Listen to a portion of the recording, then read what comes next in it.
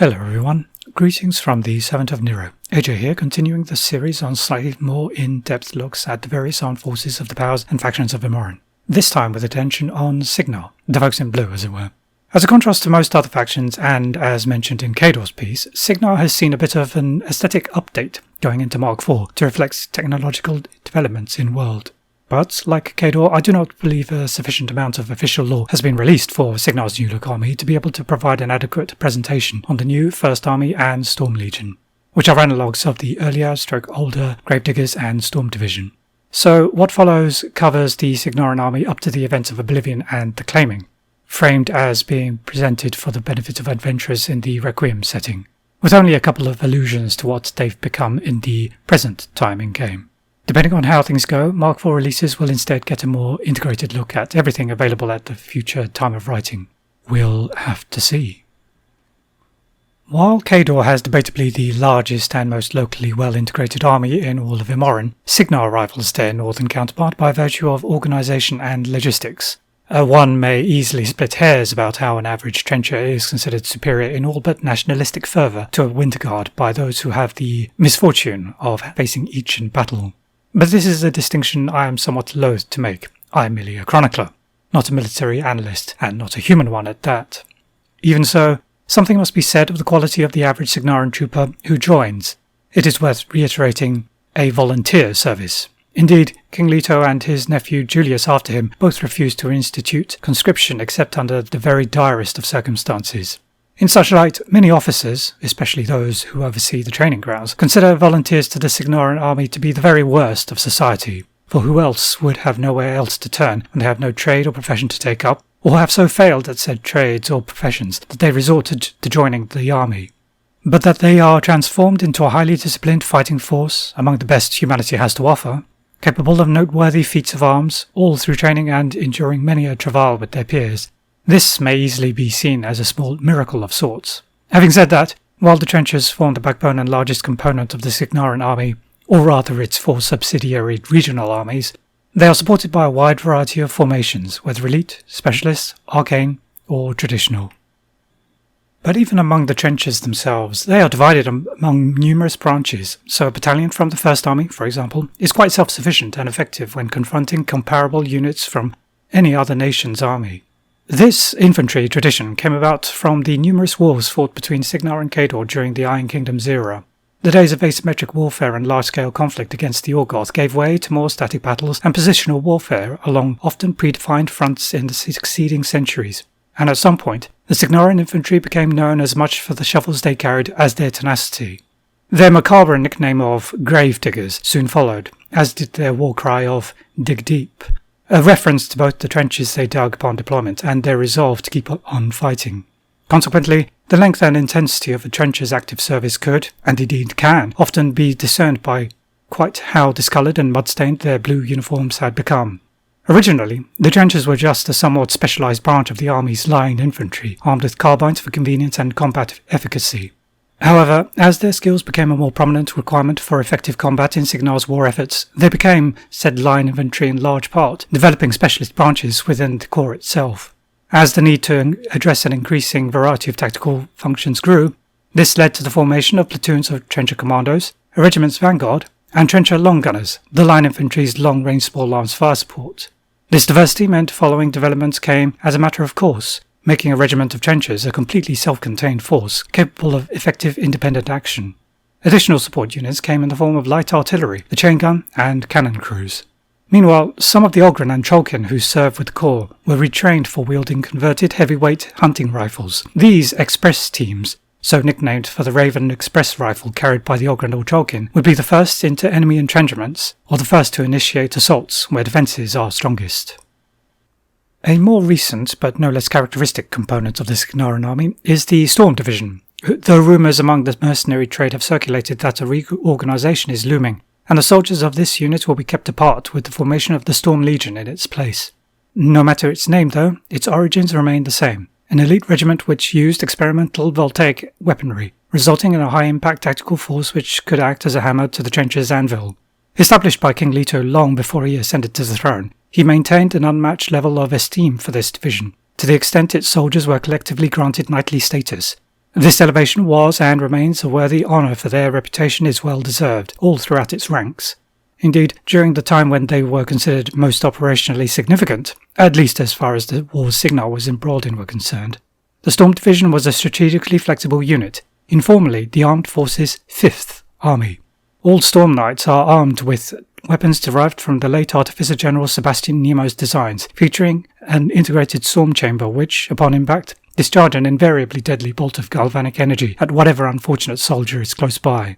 In a similar vein, Storm Knights are armoured so as to be practically immune from the effects of their own weaponry, whether the force of the physical strikes or the electrical arcing. Notably, although cavalry has never been especially common in the Cygnaran army, it is an important part of the Storm Division, and the sound of thunderous galloping along the roads is often the herald for the coming of the Storm Lances. They take to the field as one of the most powerful flanking forces available to a Cygnaran war master. Fighting in concert with them are the various companies of the division's infantry, primarily the Stormblades, who wield Stormglaives in close ordered ranks. They are backed up by Stormguard, who are so named for their role as a tactical reserve and defensive specialization. As such, they carry halberds instead of glaives, meaning a phalanx of such soldiers can receive and repel a charge from any enemy. And among the Stormguard are a special company known as the Silver Line, so named for the parent unit's achievements during the wars between Cygnar and the Protectorate of Menarth. The original company was tasked with protecting convoys retreating towards Caspia and were embroiled in a fighting withdrawal. Fierce fighting led to many casualties, while the survivors' armour was scorched such that the blue paint had been almost completely burned away. In honour of those who died in this action, the company retained the bare polished steel armour and changed its preferred equipment to better suit its legacy as defenders of Caspia.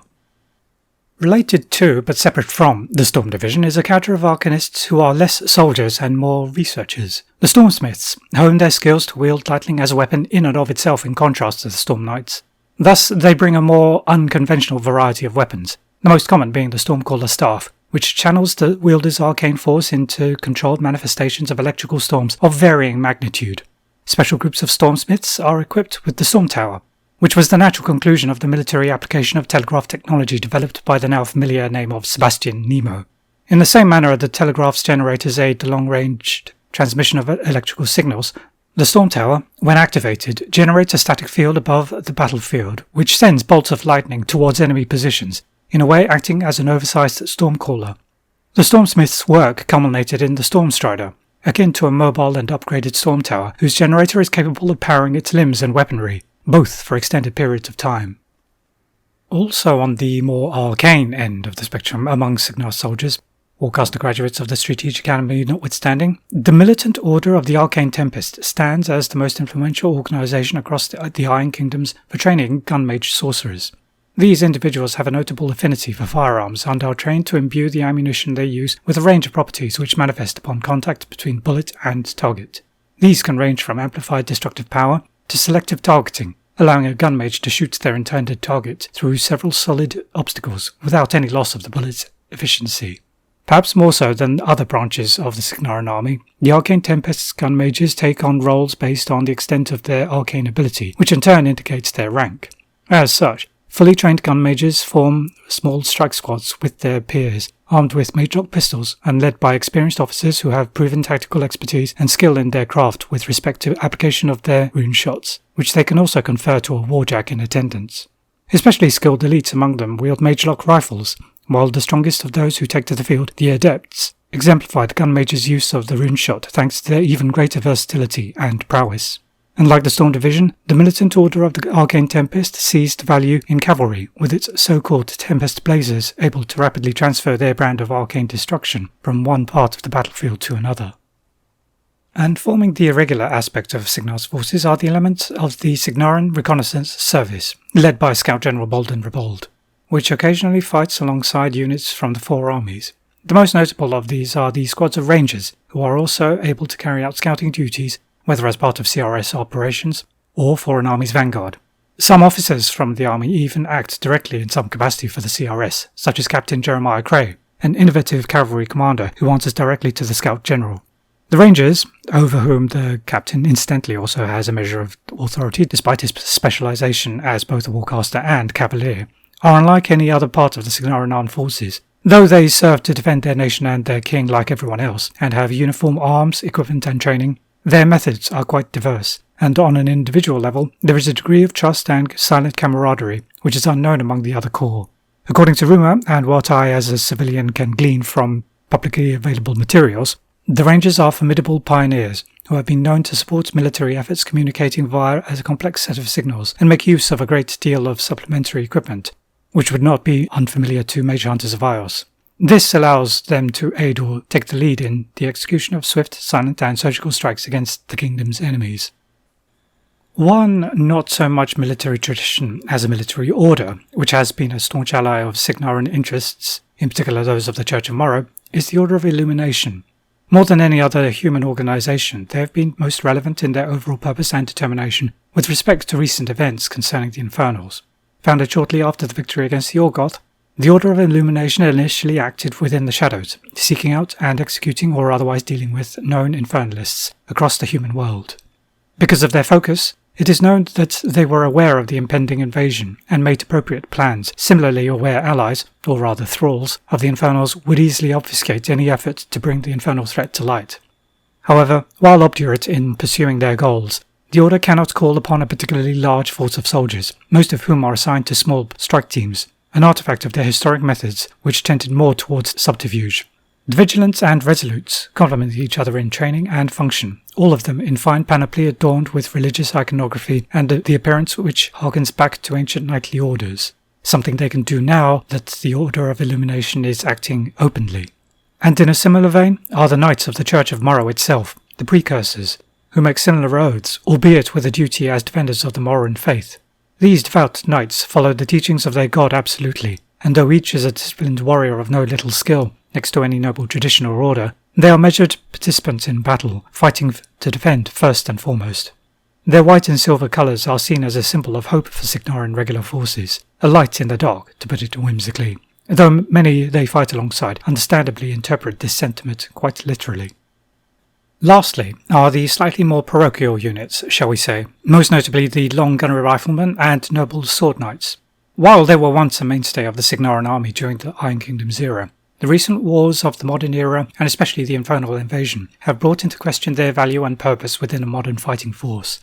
During the rebuilding period following the claiming, extensive discussions have taken place in both government and army staff about how the army should evolve. Though I know of no formal decision taking, I believe it likely that these two traditional units will be phased out, or rather see their deactivation and transfer to other units accelerated and concluded in the not too distant future. The long gunners came about with the advent of the unimaginatively named long gun, and though technology improved, going from the archaic muzzle loader to the single-shot breech loader to the ammunition wheel variant, their importance remained. At their height, the long gunners were the most common infantrymen in the Cygnaran army. But as ways of war changed, the trenchers adopted the skills and weapons they used, and in so doing, gradually subsumed their role as the main line infantry. The other traditional unit of note, the Noble Order of Sword Knights, has a history which dates from before the time of when Caspia was an independent city-state, as far back as when it was known as Calacia. Their arms and armour are of an aesthetic and appearance which have remained unchanged for millennia almost, even if the manner of their crafting has changed in that time. When the Sword Knights could claim primacy over the enemies of ancient Caspia, they were seen as the ultimate defenders of the people, known for their loyalty and courage. Interestingly, they also adapted with technology, quickly understanding the necessity of warjacks to the military effort, and indeed became specialised in fighting alongside these war machines. But even so, a combination of their numbers and a limited applicability across Imoran's battlefields meant being sidelined in favour of other branches of the army, in particular the analogous Storm Knights of the Storm Division. Thus, like their northern rivals, the Cygnarans have evolved, whether voluntarily or compelled, to incorporate refinements to weapons and tactics, and they will need all the improvements instituted, and probably more, to face what approaches from over the horizon across the Meridius.